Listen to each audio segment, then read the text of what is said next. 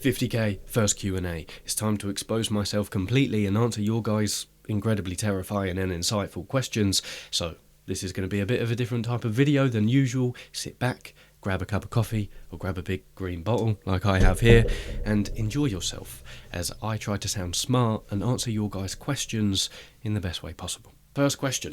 Vincente wants to know, how are you and what turned you in the direction of bettering yourself? Thank you for asking. How am I? I'm doing very well. I won't answer in the standard British way of, I'm good, you, and not actually going in depth on how I am. I'm very good, my friend, Vincente, my fellow... dunno. If you would have asked me this question... Sorry, I've never done this Q&A style before. If you'd have asked me this question about 4 days ago, I would have said not doing too well because I was experiencing a bit of disorientation as to life in general, and I was acclimatising after being abroad and travelling for a little bit because I was in Mallorca, which is an island off the coast of Spain, and it was sunny. I was speaking to people in Spanish. There was beautiful women there. I was doing new things every single day. I was with my friends. We was having a brilliant time. And then when you come back, as is per usual, to your home country, which for me is England, and it's it's very grey and gloomy and a bit dull, I was feeling the shift of excitement coming back to not normality, I would say, but to my life here. So, yes, I needed to recoup from that, and a bit of sleep deprivation as well. But in general, I've now, since yesterday, got back into the flow of the rhythm and the discipline and the routine which I was following before I went on holiday. Because what I've realised is, if you're in the flow of doing something, which I was, like working on a project, which I'll mention to you maybe a little bit later, exciting stuff upcoming, let me say that.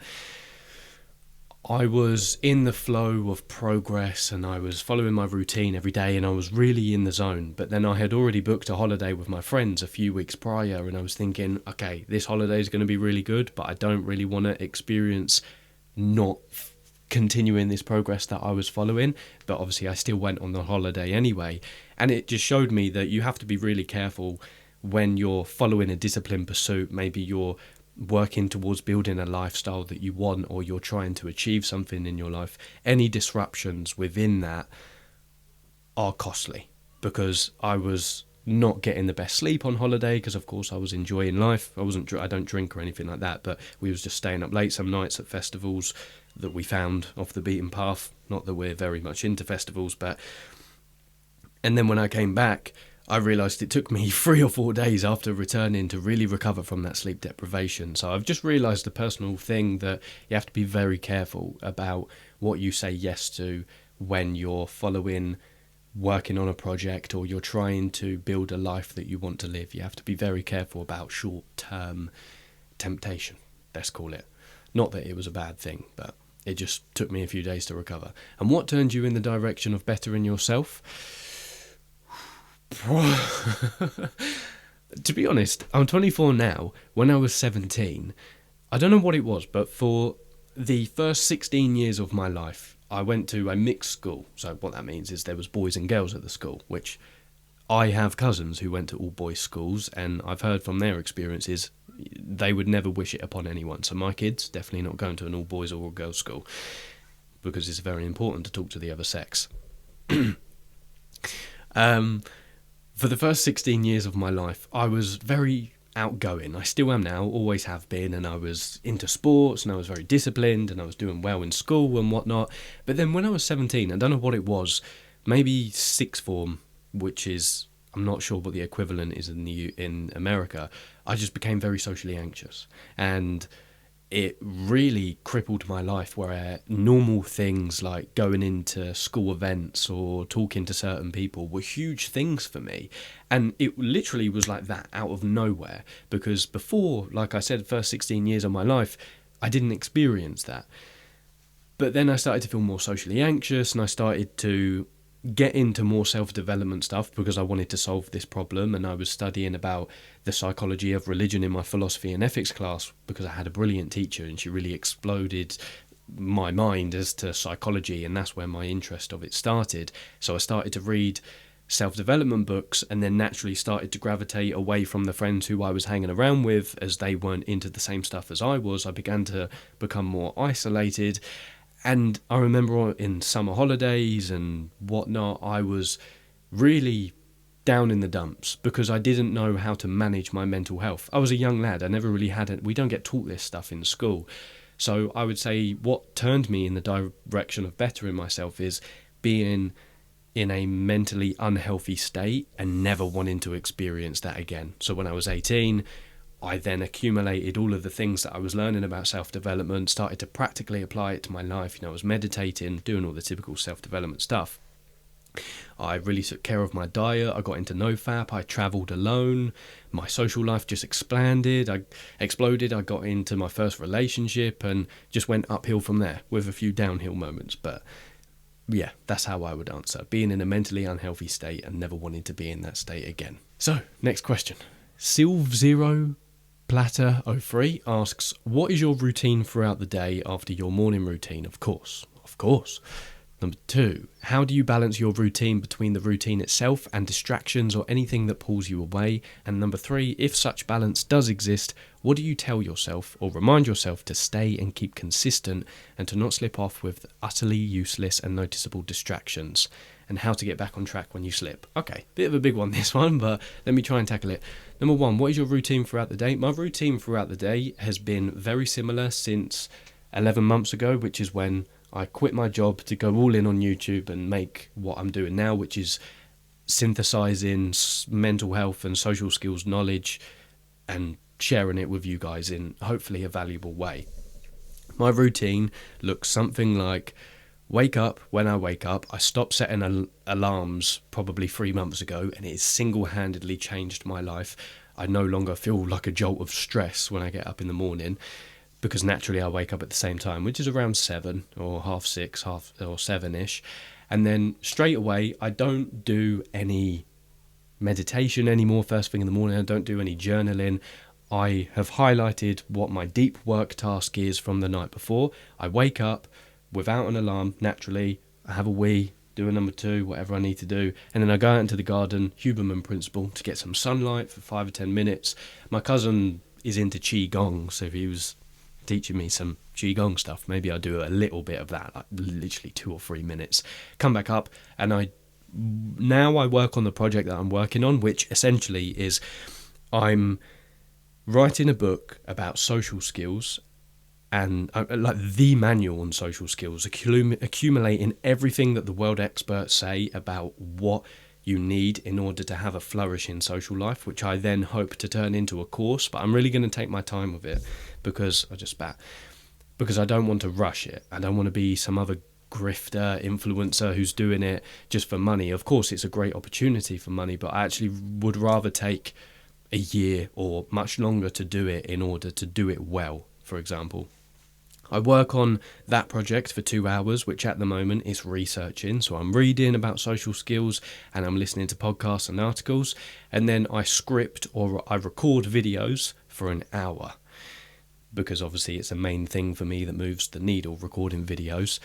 And then I work out for about an hour, and then I eat my first meal. Usually I eat my first meal when I'm scripting, because I want to eat it before working out. Take some creatine, all of that good stuff for your muscles. And then between 11 and 1, work out, shower, eat, a bit of shallow work between 1 and 5, let's say. And then I have dinner, usually with my mum if she's around. Usually she's at work.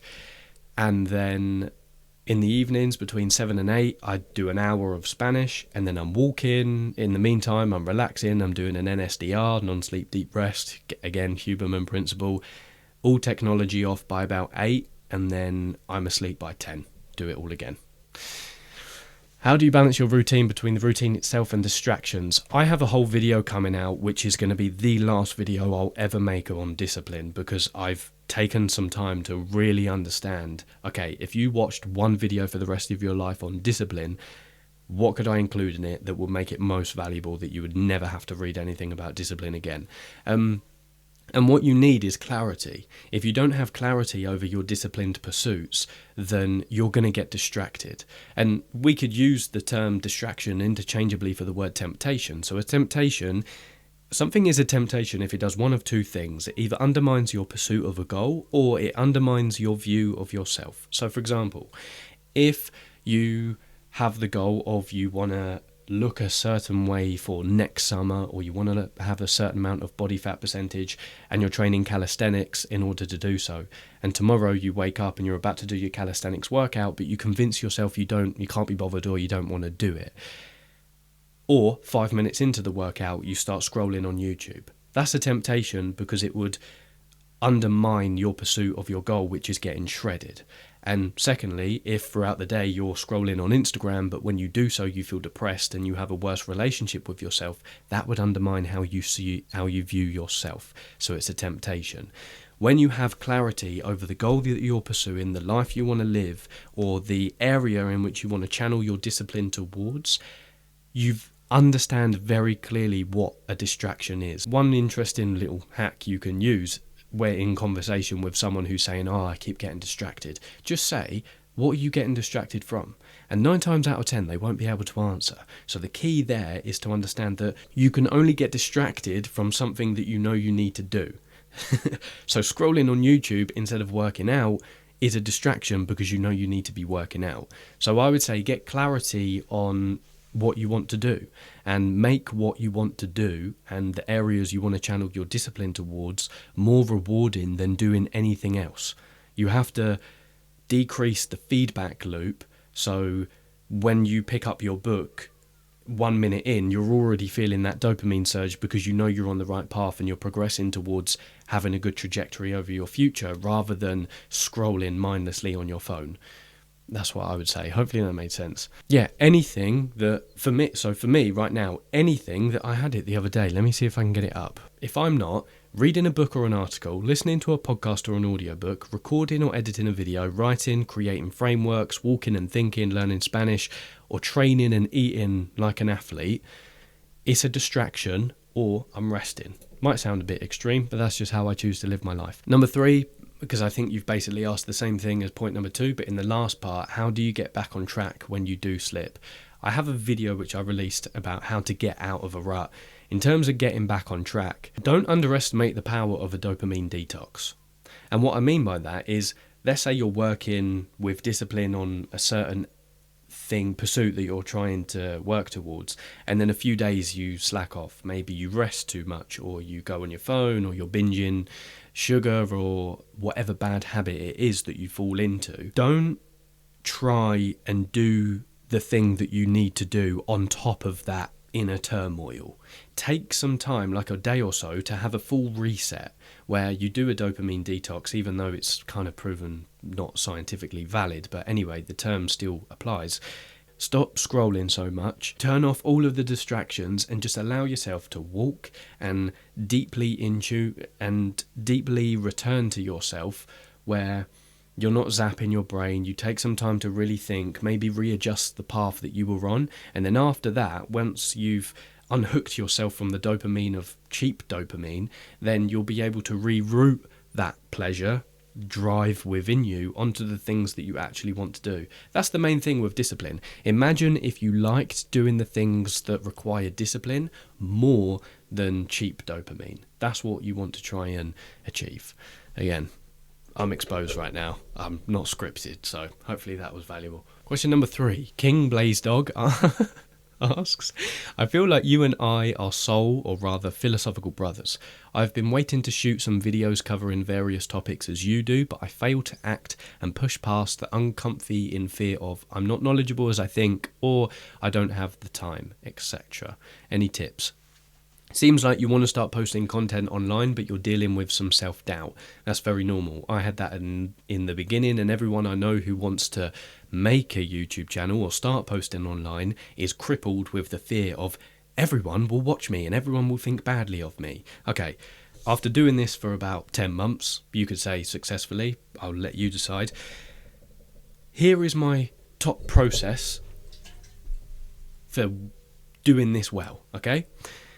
Post 100 videos and pray to God that none of them go viral. You can only judge your progress online in terms of whether you're doing it well after 100 videos. I always say this to my friends who want to start YouTube. It wasn't, for me, it wasn't until my 97th video that I realised what my authentic voice was and the type of content that I wanted to create. And lastly, what I would say is there's a principle that Ryan Holiday taught me in terms of writing. He said, write what you feel you cannot leave unsaid. That's how I record videos. When you learn something, I don't know if you're the same with me, perhaps so, if you think we're philosophical brothers. When you learn something, when you feel that inner charge and urge to share it with other people, that's the principle of, oh my God, I cannot leave this unsaid. Other people have to know this. So that's when you express it online, and that's the type of content you create. You don't have to go into this with like a huge strategy of, I want to have X amount of subscribers by this amount of time. Just try and give as much value as you possibly can. And a little game that you can use to hack this system is create, it's cliche, but create the content that you want to see, and then you won't be so caught up in what other people think about what you're doing and what you're saying. That's what I would say. First 100 videos, pray none of them go viral because you're experimenting. Record what you feel cannot be left unsaid. Oh, don't underestimate the skills that you're going to learn from this. I don't think you realise how rare it is to actually whip out a camera and record yourself and then post it where thousands of people might see it, which, by the way, they won't at the beginning, but if you actually give value, then they will. One thing to note, if you're ever at a point where you're thinking, oh, why don't I have enough subscribers yet, or why aren't people watching my videos? It's because they're too busy paying attention to other people who give them more value. It's all about value that you provide, and people resonating with you as well. The skills you're going to develop are charisma, camera skills, communication skills, problem solving when videos don't do well and you have to understand, should I cut this, should I keep this, writing as well, presentability, storytelling. There's so much in store for you to learn that you can do very easily by just whipping out a camera. Don't worry about high quality at the beginning, that will come with time. You just want to tick away and each video get 1% better. If that's all you do, and embrace feedback as well. And when you ask other people for feedback, don't cower, be like, tell me how I can improve, because the more you do that, the better you will be. And also, set a time frame for how long you're going to wait until you expect to see results.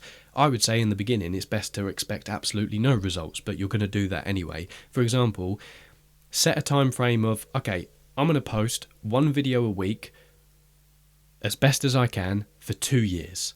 And I'm not going to expect any results within those 2 years. But if I don't get any results within those 2 years, after 2 years, I'll stop. You have to understand this takes a lot of time and a lot of dedication, but done well, you can actually end up in a completely different place in 6, 10 months or 12 months. So yeah, they're the principles I would share with you. Nivring990 asks, what was the moment you felt when you had your first philosophical awakening? My first philosophical awakening, great question by the way, was when I was about 15 or 16. I discovered Alan Watts, essentially, and that was like, for anyone who's also experienced that wonderful British man. I remember very clearly there was this evening where I was about 15 and I used to live in a townhouse, and my window, I was on the top floor with the rest of my family, and I could look out quite far because the house was quite tall.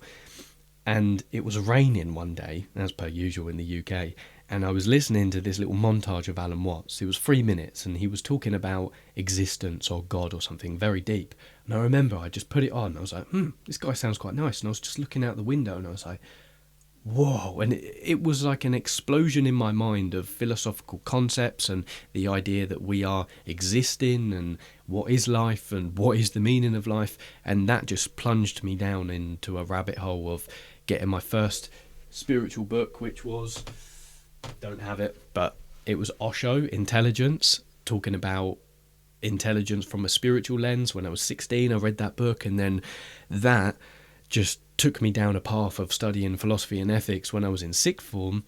And then my teacher, who was absolutely brilliant, like I've mentioned, Miss Hillier, still want to see her to this day, because she, if I ever saw her, I would just say thank you, because she is definitely responsible for me having the interest that I do today. We did a module on the psychology of religion, which was Carl Jung and Sigmund Freud, about psychoanalysis. And that, man, I remember for my 17th birthday, I ordered the Psychology and Alchemy by Carl Jung, which was a huge book like that, where he's talking about really weird and obscure and alchemical concepts that hardly anyone understands when they read Carl Jung. And I remember for one summer, I just sat down and I read all of it. And I was like, this isn't normal. Not in a bad way, but I was just thinking, other people don't do this. So I'm clearly interested in it. And then I didn't go to university when I graduated when I was 18, because you have to stay in education until you're 18 in the UK. And then when I went travelling, I had a conversation with this American guy. He was called Benjamin I think he was from Denver. Oh no, British Columbia, I believe. Somewhere in the UK. Is that in Canada? I'm not sure. And we were talking we was in a hostel in Berlin, and we were sat down and we were talking about philosophy, and I was talking to him about Stoicism and all of these different concepts, and he just said, you need to be a professor. And I was like, whoa. So the little moments like that really awakened my philosophical yearning for having questions answered, I would say, were really important. A mixture of teachers in my life who exposed me to certain topics like psychology, and then little conversations where I would explain something to someone and then I would be like, oh my god, I'm actually really interested in this. They were very important. What about you? Let me know in the comments. Okay, next question. Andrea Dolphy 7337 asks how to overcome perfectionism and detach my performances, achievements from my self-worth. Oh, good question, because I deal with perfectionism quite a lot, but recently I feel like I've got a good handle on it, especially the way perfectionism manifests itself in my life. One, when I was doing my first year of university, I would just get myself into such tension about making an essay even better than it already is. Now, sometimes it creeps up when I'm writing a script and I'm editing a video and I really want it to be perfect, but the best thing that I've ever learned about perfectionism is from Chris Williamson, and he said, just get your efforts to good enough. An example we can use here is writing an essay, because it's applicable to many things. Let's say you write an essay over a period of 3 weeks and you get it to 90% to your ability. But you think, what if I could get it to 95 or 96? And perfectionism is like, no, it has to be perfect. And then you fiddle with the essay that was already well done, and you try and get it 1% better, 2% better. But in your attempts, sometimes what you can do when you really meddle with something, rather than just releasing it as good enough, you then can potentially bring it down to 85% or 81% because you've changed something which didn't need to be changed. It's like they're saying, if something isn't broken, don't fix it. And I think it's great to have high standards. It really is. And a lot of people degrade people who have high standards by calling it perfectionistic. So in order to differentiate between high standards and perfectionistic, I think if your standards start to negatively impact your life, and you find that when you do a project or when you do something, you never settle for anything less than unrealistically best outcome, best case scenario, then you need to rein yourself in. And it's an ego problem. That's what it is. Because the thought of doing anything less than best or anything less than perfect stings. So you have to practice that fingertip feel of, okay, I do something. In a way, if you see a little error in it, or whether it's an essay, whether it's a script, whatever project, or a way you approach someone, one way that you can quell your perfectionism is purposefully do it wrong. So, for example, if there is one little spelling mistake in one of my videos, then I take it down and then I re-upload it because it really annoys me. But sometimes in the past, when I was like 50 videos in or 60 videos in and I noticed a little spelling mistake, I'd keep it up there and my ego would be like, no, oh my God, I can't do that, because perfectionism was increasing. But I wanted to sit with the discomfort, and I noticed that, oh, I didn't die. It didn't have to be perfect. I just wanted to get it out there so I could close the loop and then work on the next thing. So when it starts to disrupt your progress, that's when perfectionism is a problem, and the way to deal with that is to just aim for not perfect but good enough. so you can focus on the next thing, because you need to prioritize progress rather than perfection. Doesn't mean you don't do things to a good quality, but it just means that you do things to a good quality, but you're able to close them and not fantasize over them being perfect. And how do you detach your performances or achievements from your self-worth?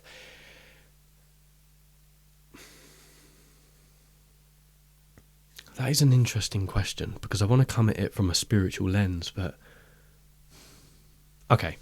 If I come at it from a spiritual lens, I would say live from a place of fullness rather than emptiness. There is a brilliant book which I would recommend you to read, the Upanishads, which is Hindu religion and philosophy combined into sometimes obscure and quite esoteric essays. That's how I would describe them. But a lot of what is spoken about in here is fullness. And fullness to me is when you live, imagine it like a dark sky, okay? You are the dark sky. It's infinite. And you're the observer, let's call it, in spirituality. And things might happen in the dark sky, like a flash of lightning or a downpour of rain or the sun. All of these things might come and go, but the dark sky remains the same.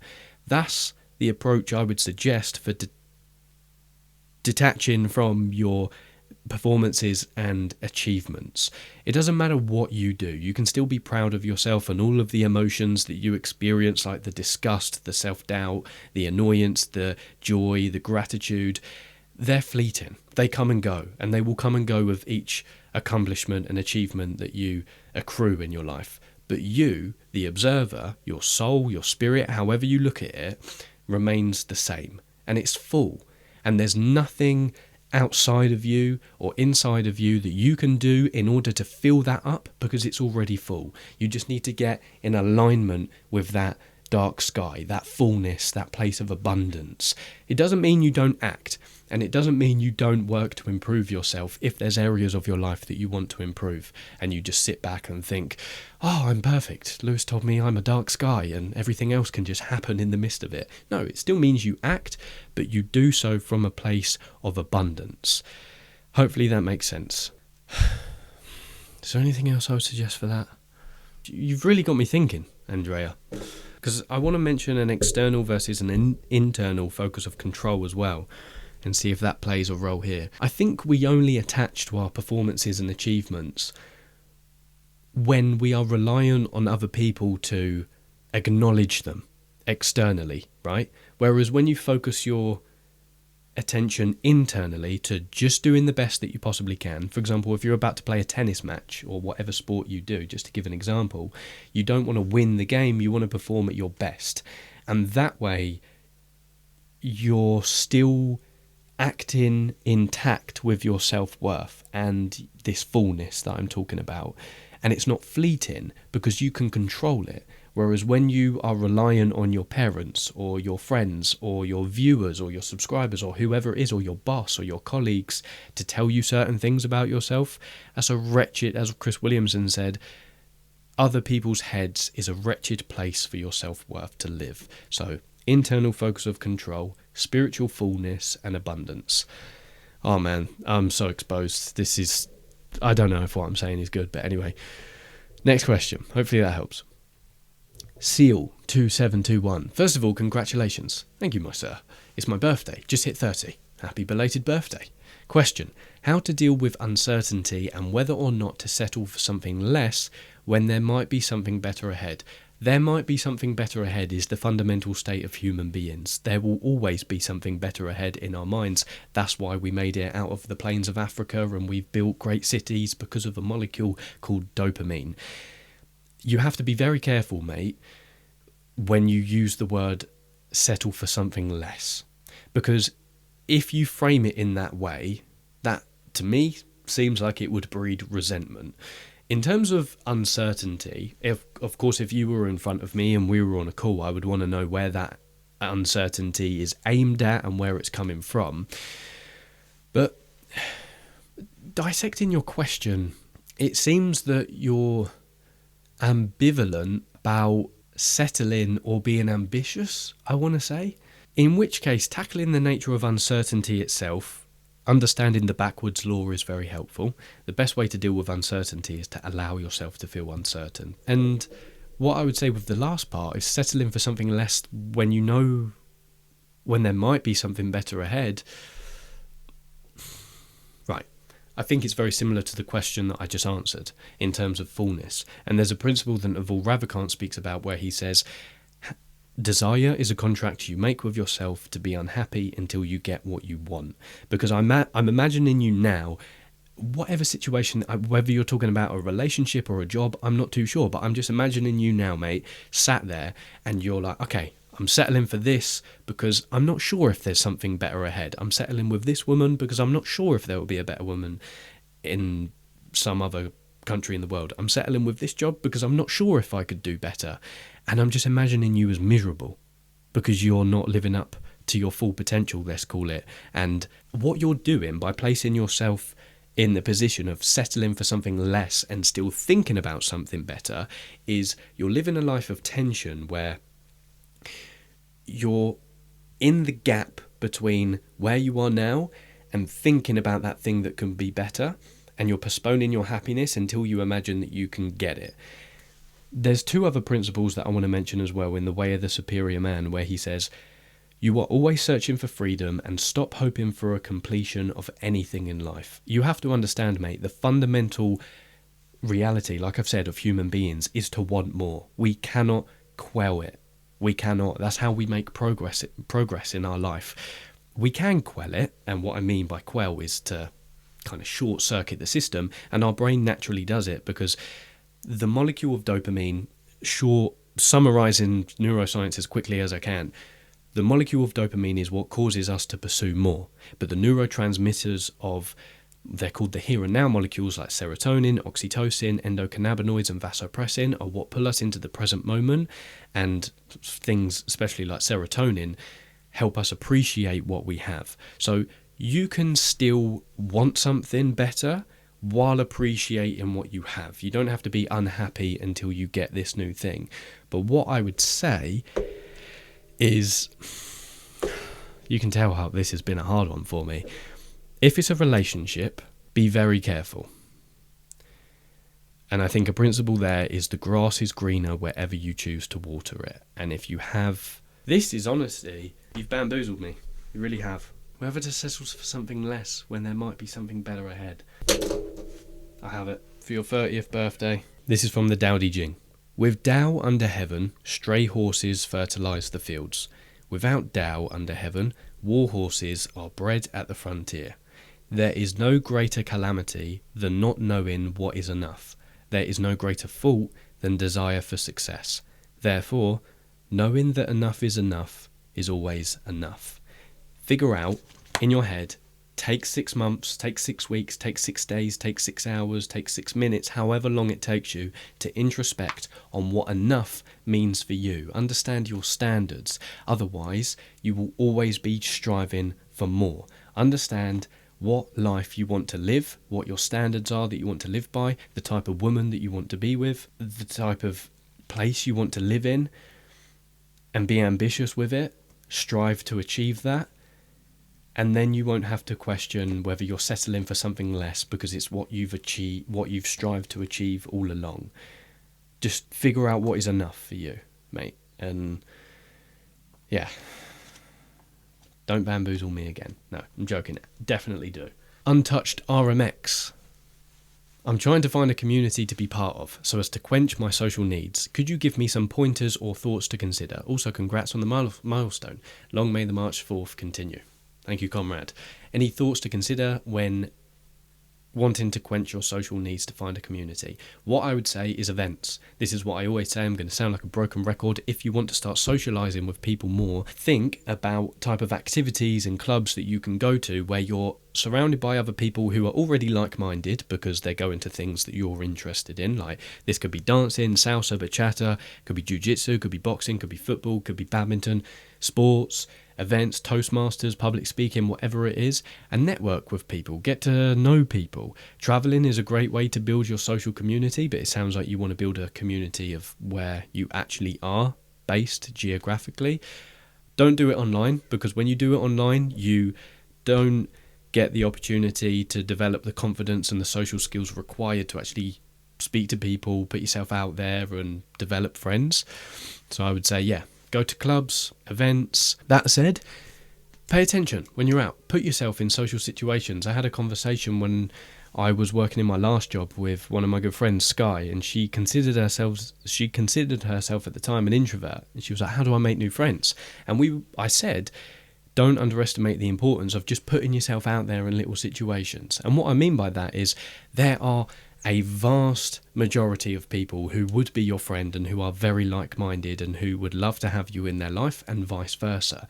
You just need to put yourself in the situations where serendipity or luck has the opportunity to come to fruition. So maybe you say yes to more social invitations that you get from your current friends because you don't know who else might be there, or you take public transport instead of driving somewhere because you never know who you're going to meet on the bus, or you are a little bit more approachable and you make more conversation with the cashier in your local supermarket. So have an ever-ready mindset to socialise and go to clubs. That's what I'd say. Tekka2484 asks, how old are you and what books did you enjoy reading the most?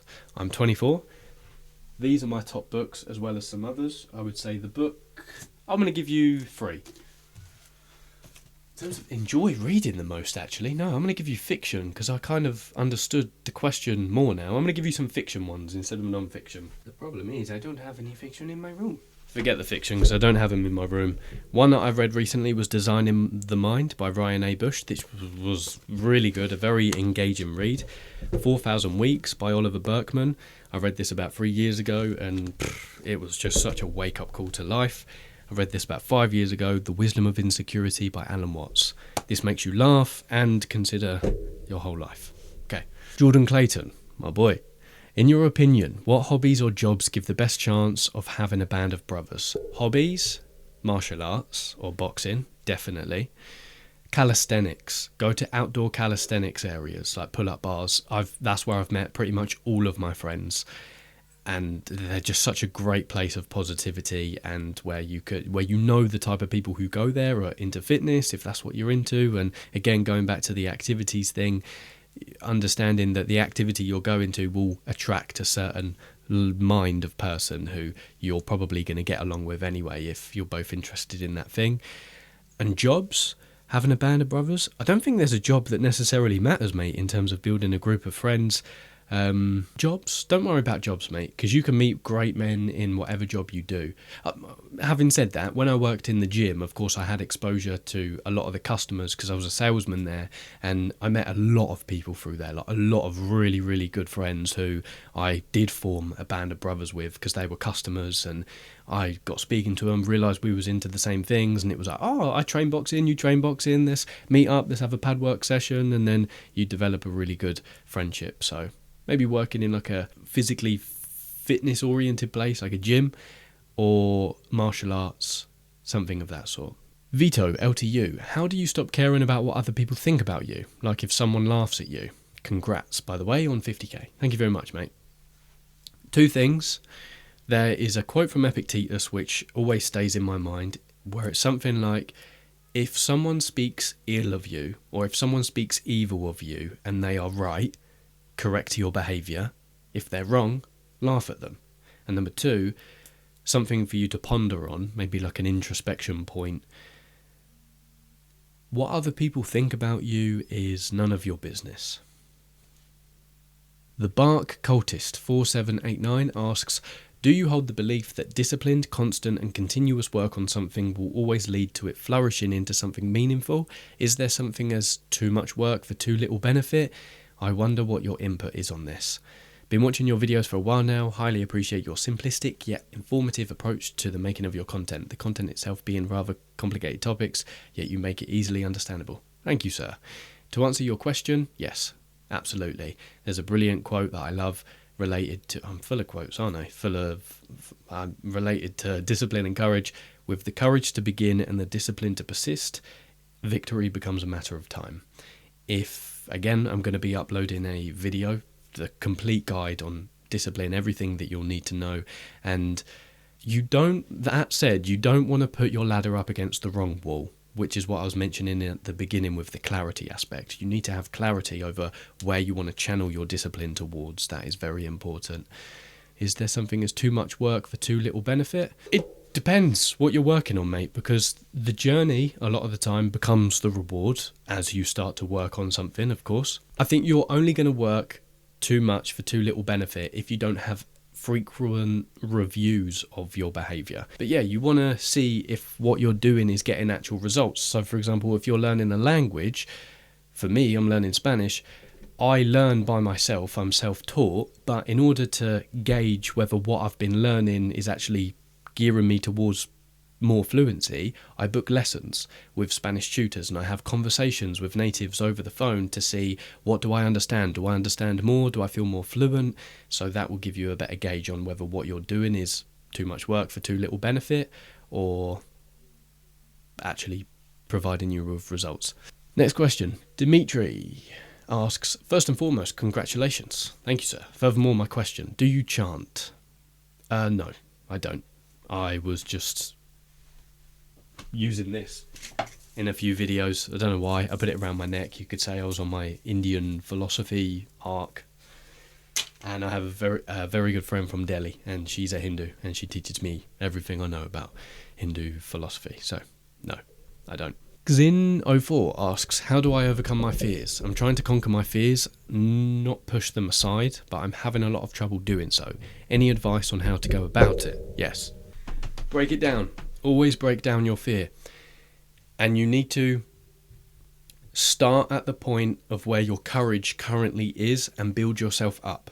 Now, of course, you can plunge yourself in at the deep end, but you're probably going to freak your amygdala, which is the part of your brain which controls fear and largely emotions. You're going to freak that part out if you do too much at once. So understand the thing that you're afraid of, and then break it down to a point where your courage begins. For example, if for some reason you're a young man and you want to start cold approaching beautiful women in the street, but the thought of doing that terrifies you, break it down, okay? Maybe you would rank doing that, cold approaching, as a 9 out of 10 in terms of terrified.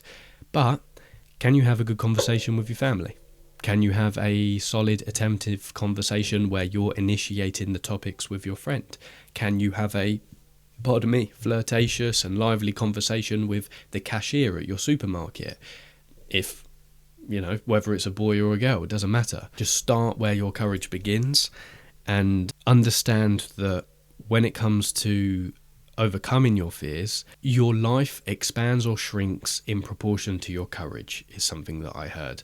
So if you do one thing a day that makes you hesitate, you'll start to build the muscle of naturally leaning into things which are uncomfortable, like you said you're trying to do, and then that will grow over time until you're faced with that thing of, oh my god, that really terrified me, but it still terrifies me.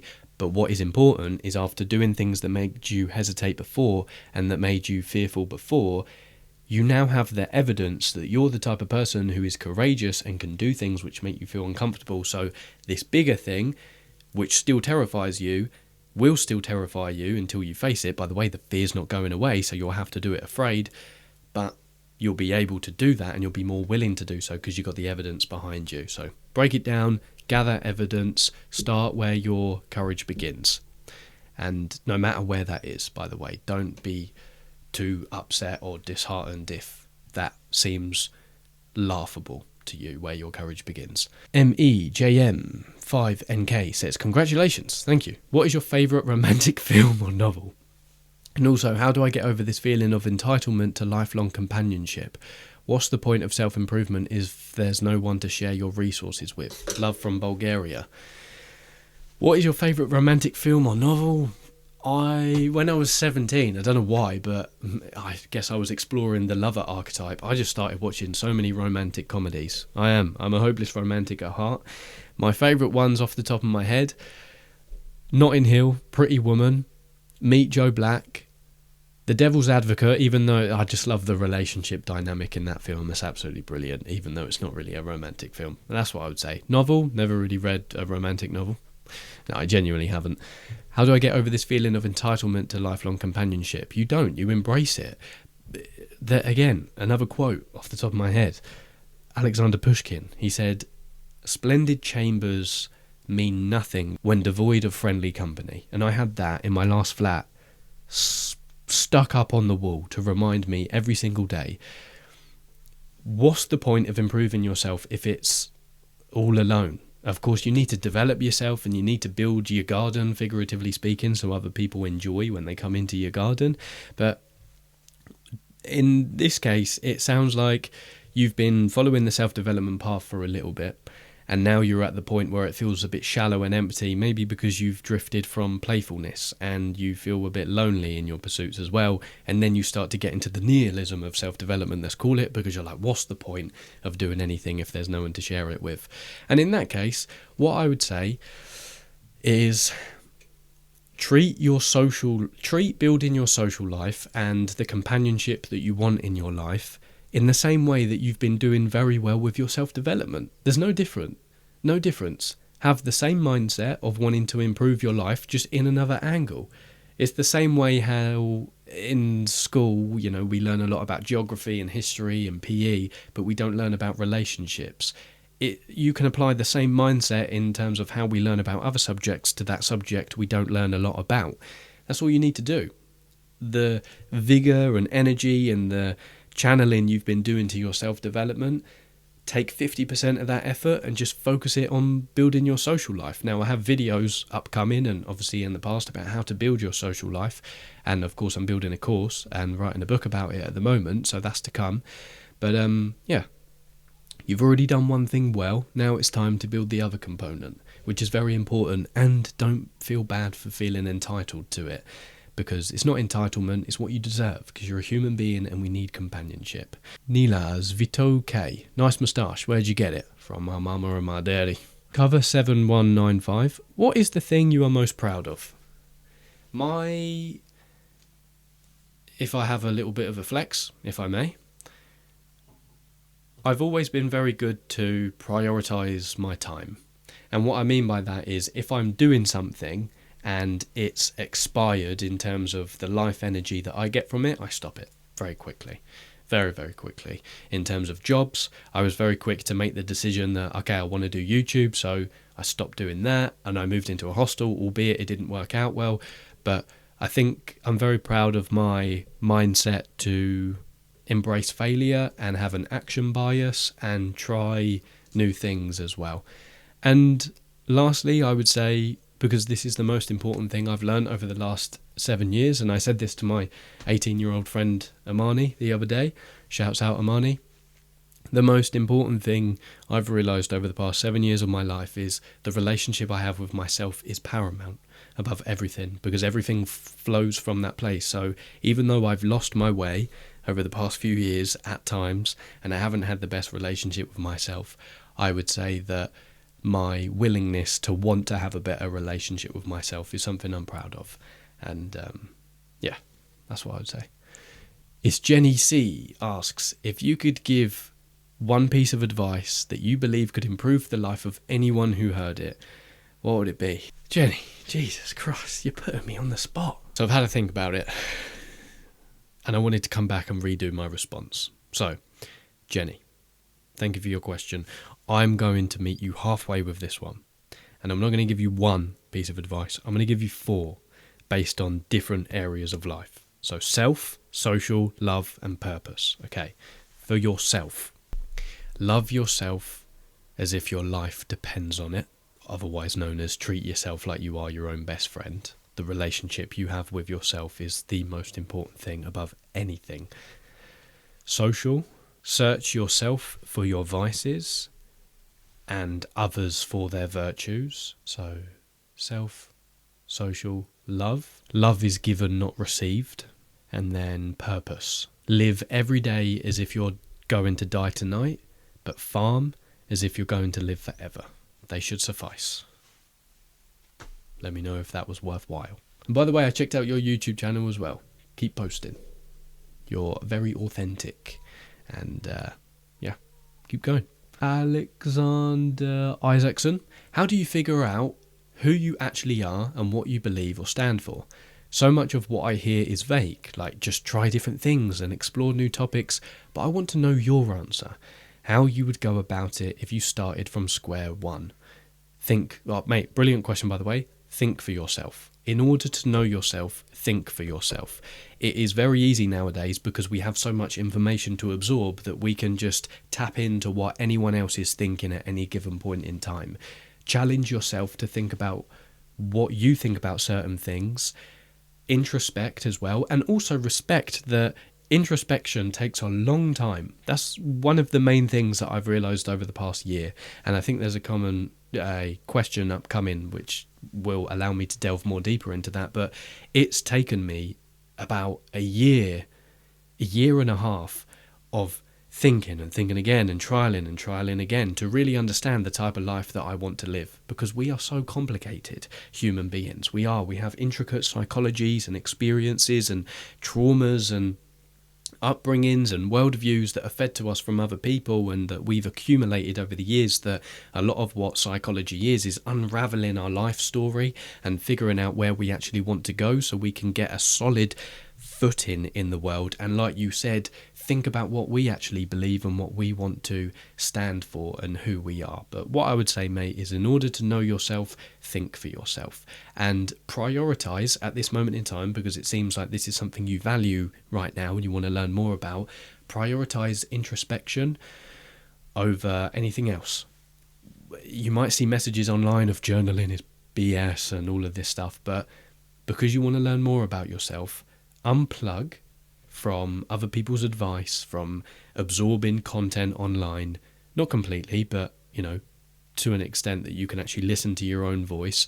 Go on long walks, speak to yourself out loud, write letters to yourself, journal, think about really deep and big questions, even write some essays sometimes, follow your curiosity, and don't stop until you feel like the ground is solidifying beneath your feet and you come out of that experience. By the way, like I said, might take 6 days, might take 6 months for you to actually feel like you've put your ladder up against the right wall, and don't come out of that experience until like you feel you've mined the gold and the gems and the diamonds from the depths of your psyche, and you can stick them on a wall and say, these are my values, this is what I stand for, and this is what is important to me, which might change over time, but you'll cross that bridge when you come to it. And I'll leave you with this, mate, because this is a brilliant question. I think this has been really, really insightful. 6 months of introspection can prevent 60 years of living a meaningless and dull life. So, to know yourself, think for yourself, mate. All the best with it. And I'm invested in your journey now. I want to know how it goes. Mac C139 says, really enjoy your content and your insights. Thank you, sir. Would just like to know if you have any advice on forming a long-term plan. Similar. This was the question that I thought was upcoming.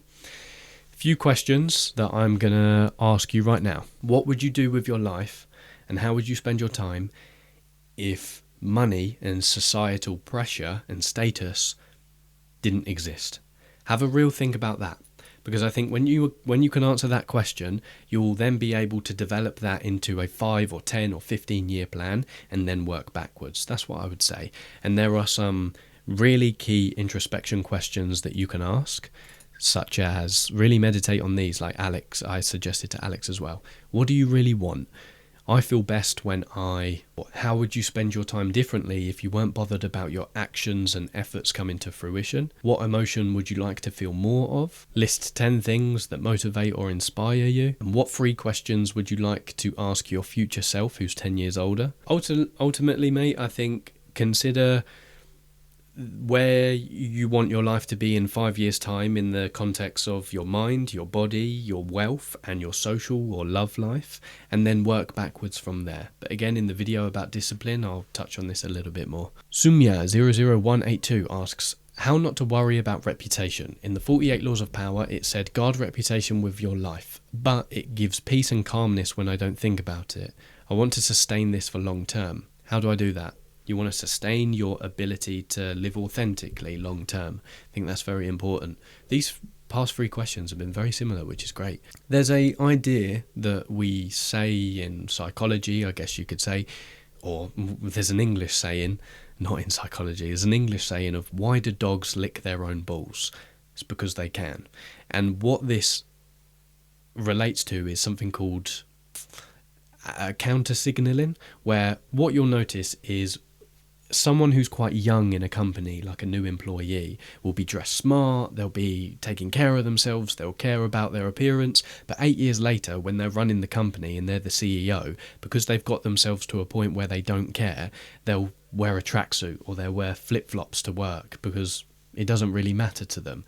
So that is quite a powerful place to operate from, where you don't care about kissing up to other people's expectations of you.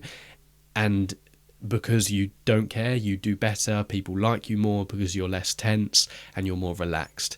Having said that, your reputation is very important. I think it was Warren Buffett, he said, or someone like that, it takes 30 years to build your reputation and 10 seconds to ruin it. So it is something that is important. I think heed the law of the 48 laws of power, guard it with your life. It is very important, but do so from a place of authenticity. And what I mean by that is, I've said it before, tension is who you think you should be, relaxation is who you are. When you act in social settings and you feel more relaxed, you want to chase that feeling of relaxation and calmness and stillness in social settings, because I think that's a good proxy for your being authentic.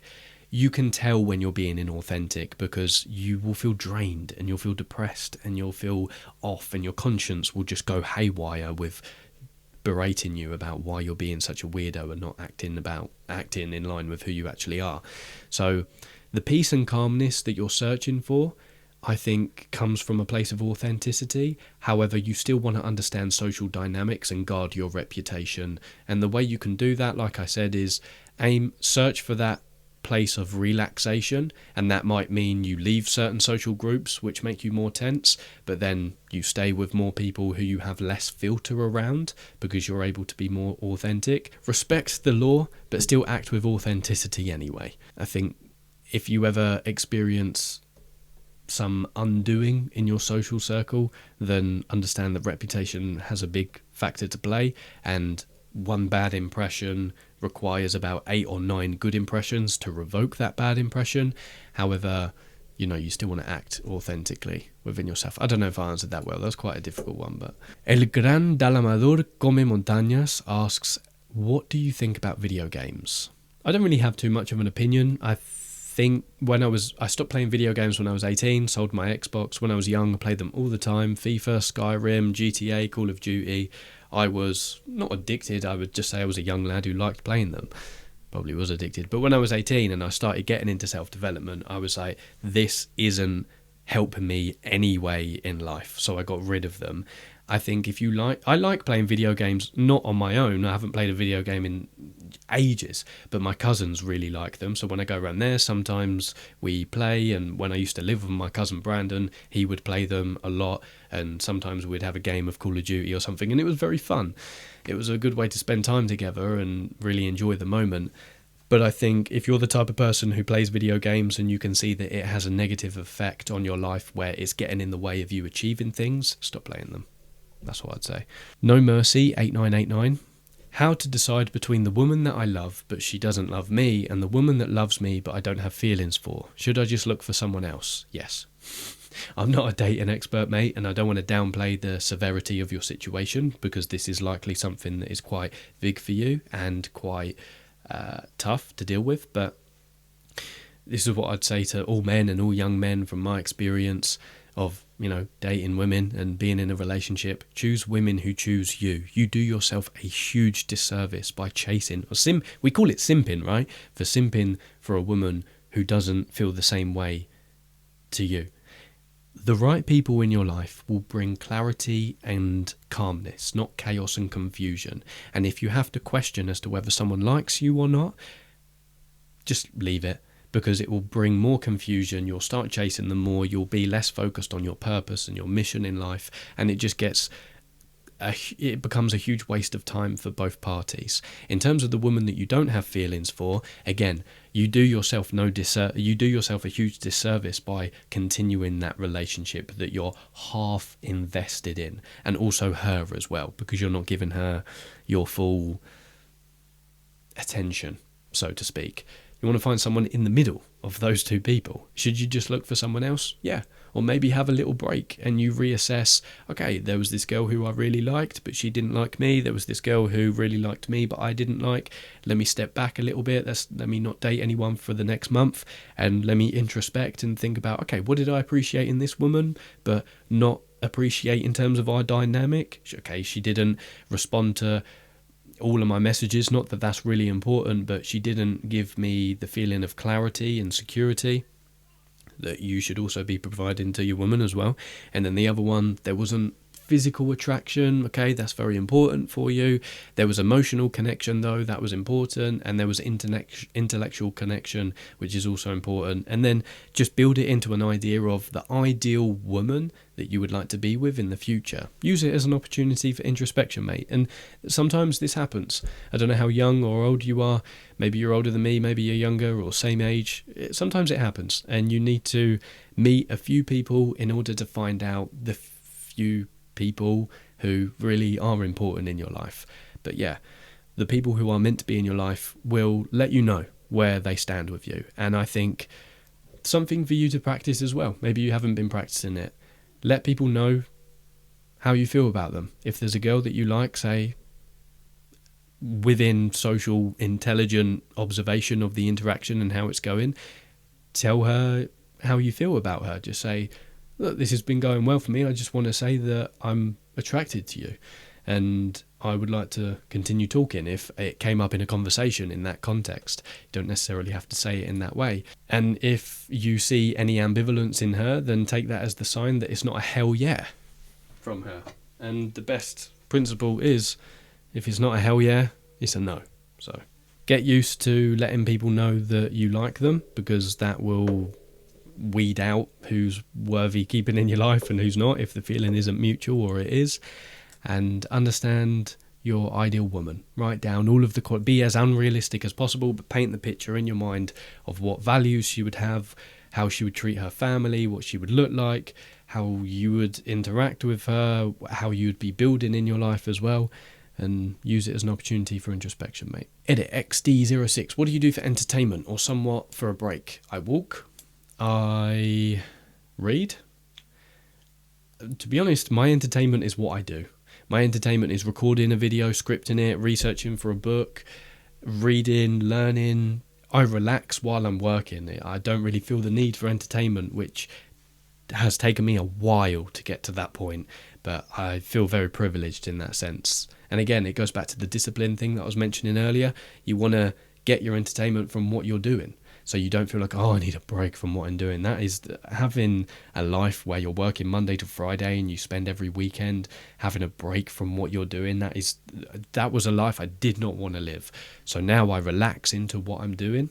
And for me, this is my entertainment. I don't necessarily feel like I need to zap my mind after this to distract myself. So, and learning Spanish as well is very entertaining for me, having conversations with people over the phone, natives in Spanish. Joseph Lemos says, you don't have to put this in the vid, I'm just curious. Are you Catholic? I see that pendant on your neck and it looks like a St. Christopher one, so I thought maybe you are. It is a St. Christopher. I'm not Catholic though, I'm just Christian. Valturn 1200. What are 3 books you'd recommend anyone to read in their 20s? Great question. Atomic Habits. It's been spoken about so many times before, but this will just teach you everything you need to know about how to form and set good habits, which are literally your destiny. 12 Rules for Life by Jordan Peterson. And Stillness is the Key by Ryan Holiday. If you read those 3 in your 20s, you'll be fine. And one more. Why Has Nobody Told Me This Before by Dr. Julie Smith. This is a mental health Bible, and it will teach you everything you need to know about how to manage your mental health so you can flourish. Stella Blandon. I see you, Stella. Are you studying at university or planning to? If yes, what and why? If not, also why? Okay, good question. Technically, I am studying a degree. So I've done my first year of my psychology degree, which I study online, but it's accredited by the British Psychological Association, which is what you need in order to study a psychology degree. I started that when I was living in Poland in 2021, and then I moved back, and then I moved out, and there were other things that I wanted to do in my life because I didn't want to be stuck inside just studying all of the time. I wanted to move to Bristol, which is what I did. And then last year I thought I wanted to return to my degree, but I started doing everything with YouTube and it started going really well. And essentially what I want to do in my life is I want to become a mental health expert and a social skills expert. Those are the two things which are most important to me. Essentially, what my degree offers me is a route into becoming a psychologist, which is something that I've thought about perhaps, but it's a lot of time.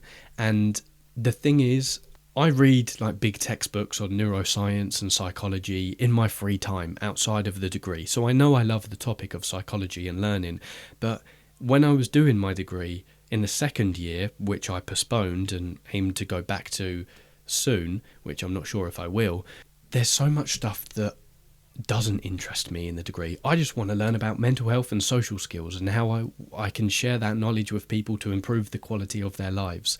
So it has been a big decision in terms of going back to my degree, because I calculated it, the last 2 years, if I do it full time, is 14,000 hours, I think, and that's a lot of time, Stella, that I could be spending learning about things specifically.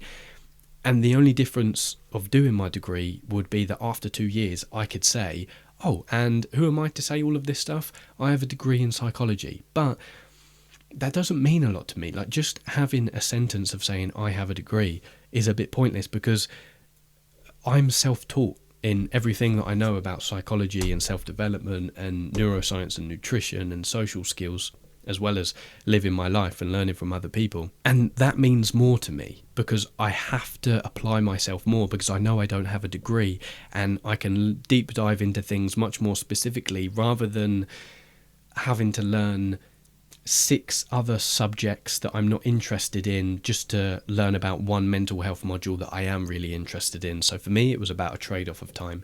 Whether I go back to do my degree, I'm not sure. But technically it's postponed at the moment, and I have something like 12 years until I can, or 12 years to decide that, within a window of 12 years, as to whether I'm going back to do it. So I think university, if you're really all for it and you can see how it will really benefit your life, is very important to do, and I think people should do it if it's a no-brainer. But for me, in order to fulfill my purpose, which is helping as many people improve their mental health and their social skills through my ability to teach and communicate, I think I can live in service to that much better by not going to university. That's just how I feel. Julian Babic, 9626. What do you think made the biggest impact on your life? Okay, I have one. I was going to go really vulnerable, but no need. When I was 18, travelling around Europe alone for a month, straight after school. I had no idea how it would work. I had no idea what would be awaiting me. On my first day, I wanted to turn back home because I felt really lonely, but I continued. And without having done that trip, I would not be here today, because it was such a skyrocketing moment and rite of passage for my charisma, my social skills, my life knowledge, my street smarts. That had the biggest impact on my life. That, as well as a few other things, such as people exposing me to stuff. For example, the teacher who I mentioned exposing me to psychology, my ex-girlfriend's mum, who I was living in Poland and they're Polish. And she gave me she was an English teacher, and she gave me the opportunity to come into her school when I was 20 and teach a quick 50-minute class in front of like 150 students.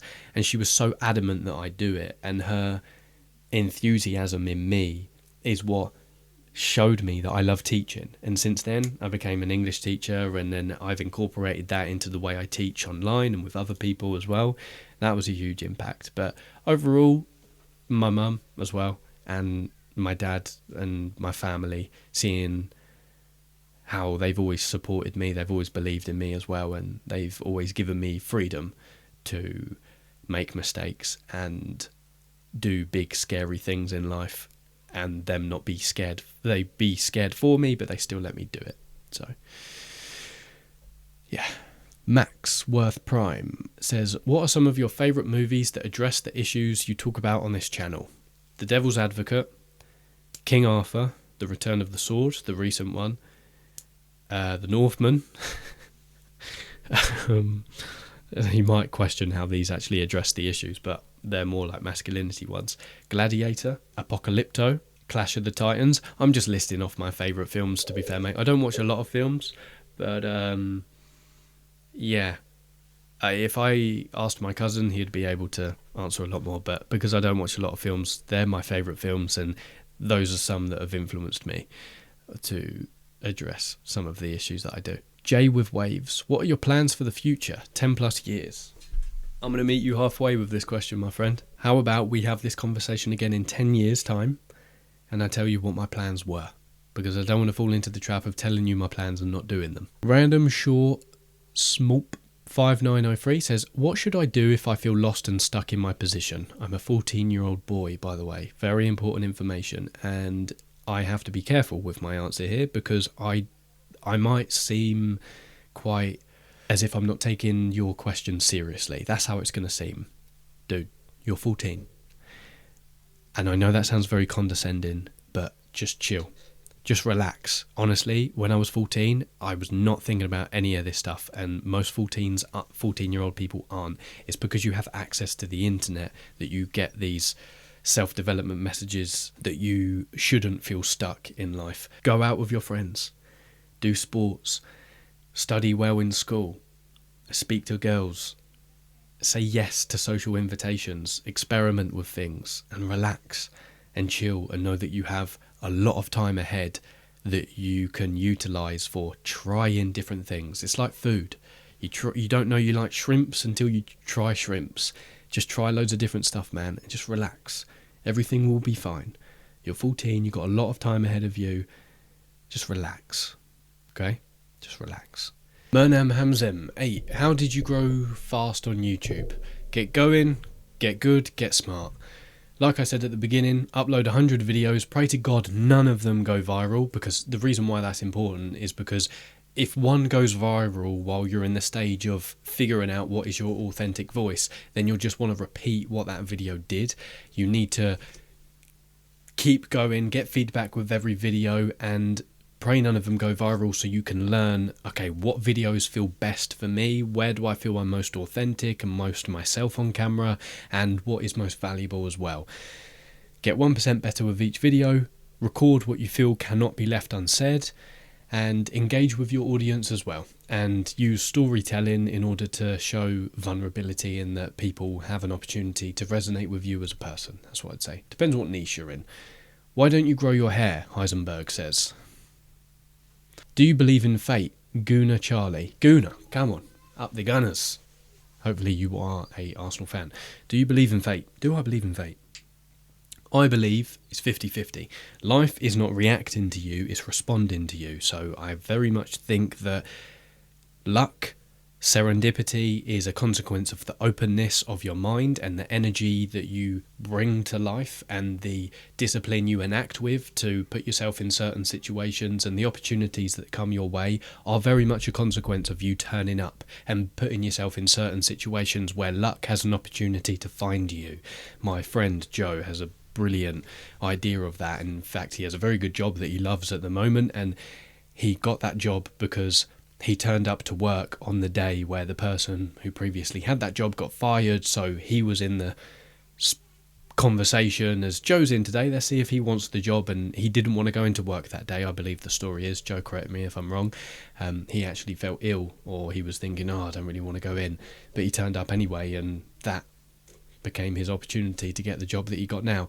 I think for me, because I'm religious, I believe we have free will to act how we want, but God is guiding us. That's how I see it. So yes, I believe in fate, synchronicity, God's plan, let's call it, and destiny. Yes, I do believe in fate, but you have to work with it as well. Corentiliolek says, do you manage to follow the rules that you share with us? More often than not, yes. Otherwise, I would feel like a fraud. Everything that I teach, I have used or do use in some way. And in fact, that's how I record a lot of my videos. You can rest assured that whatever video I've uploaded, whatever topic or principle that is about, I've uploaded that video because, again, it's the principle of record what you feel you cannot leave unsaid. So I've been thinking about that and I've practiced that, or I've learned that or realised that. So I'm like, okay, I need to share this with the muchachos y muchachas. So yeah, I would say yes. It's a process. I'm a human. Of course, sometimes I don't. Sometimes I scroll on my phone, or I'm doing a lot better with that now because, of course, the discipline clarity principle that I mentioned. Sometimes I falter. Sometimes I let things go to the wayside and I don't get the best sleep or whatever in pursuit of something else. And then I always come back and I think, okay, these are the principles that I talk about. They're very important. And they're things I keep close every single day, all of the principles that I share. So I would say more often than not, I follow the rules or principles. Well, one more question. Garcia Dorelion says, what question would you like to be asked to you? What a question, man. I think the double how are you goes a long way. And what I mean by that is, again, very accustomed to British culture. You ask me how I am, I'm more often than not likely to say, good, you? Whereas if you say, no, how are you really?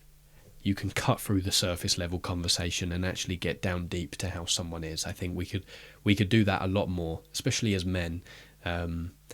That's important because we're not apt to talk about our emotions when really that's sometimes what we want to talk about and would help us. Not all of the time, of course. Don't want to be overly emotional, but more often than not with our friends and our family members, instead of, because we pivot to how are you so often. Why don't we just make it a habit to be like, no, how are you really? Give me a better answer than that. I remember in my last job, there was a beautiful girl, Romy, maybe you're watching these videos, this is the first time I've ever mentioned you, who I used to work with. And there was one time I was in the staff room and she came in and I was reading a book and she came in to do something, I can't remember what. And she was like, of course you're sat on your lunch break reading a book. And I was like, all right, starting off sarky. And I said, how are you, Romy? And she was like, I'm good, you?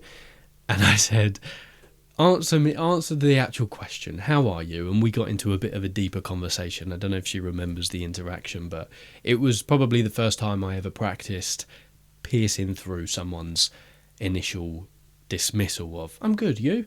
And actually getting down to the deep psychological stuff of how are you? What's working? What's going on? What's annoying you? Who's annoying you?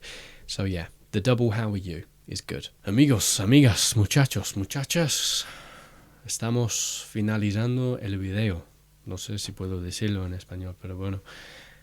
Thank you for being along this journey with me to 50,000 subscribers. It's just a vanity metric for me. It doesn't mean too much other than we are all gathered in the same place, hopefully discussing the value that I'm providing and discussing the topics in more detail of mental health and social skills. So thank you for your support for the channel, whether you've liked a video in the past, you've watched a video in the past, you've commented. I cannot thank you enough.